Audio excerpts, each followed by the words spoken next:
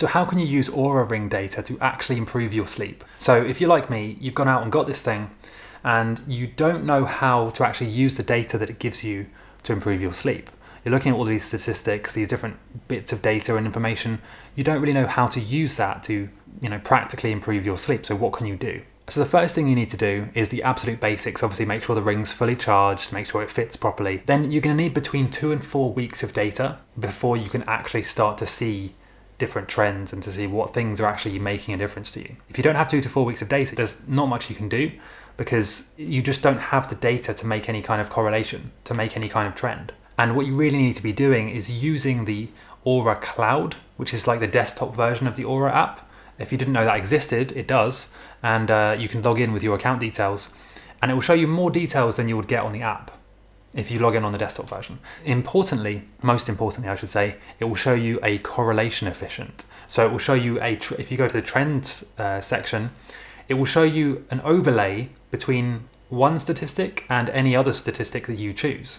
So you can actually see things like how does your REM sleep interrelate with your deep sleep or your bedtime, and it will show you a correlation efficient, and you can even change the setting so it's like plus or minus a day. Really useful thing to do, but you can't do that unless you have data, at least 2 to 4 weeks, and you also need to be using the weekly view because I found that the daily view is not as accurate as the weekly view. It takes about a week to get an average, and because what will happen is some nights will be an exception. Maybe you got interrupted, maybe you slept well despite the conditions being bad, or the other way around. So you need to have a weekly view to really get an idea of how things are affecting your sleep and what correlations there are. Next, you want to be using the features as much as you can. You want to be tagging everything you do.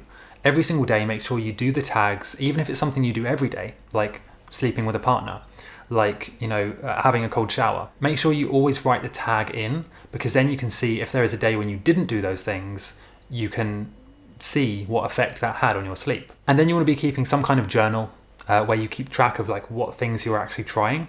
So maybe you do 1 or 2 weeks where you don't have a cold shower before bed, or where you sleep in a separate room to your partner, for example, or maybe where you have the window open or closed, where you have a thinner sheet, a different cover, a different type of pillow, a different pillow spray. All of these different things you can test, but you should really only test one thing at a time, because otherwise you won't know which of those changes is actually making the difference. I hope that kind of makes sense. I mean, I've kind of had to learn this as I go, and there's not a lot of information out there about how to actually use the data that it gives you to improve your sleep practically.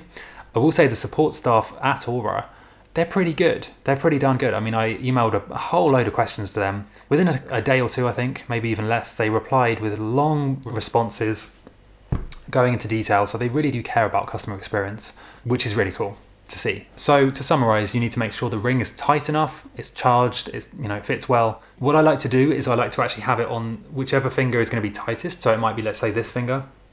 And then when I sleep, instead of having my hand, flat out like that, I will actually make sure the connection stays tight by just bunching my hands up like that. So let's say this is the pillow or the mattress. Instead of sleeping with my hand like that, I will make sure to just curl my fingers up like that, because I feel like it puts that additional pressure on the ring and keeps a stable connection all night.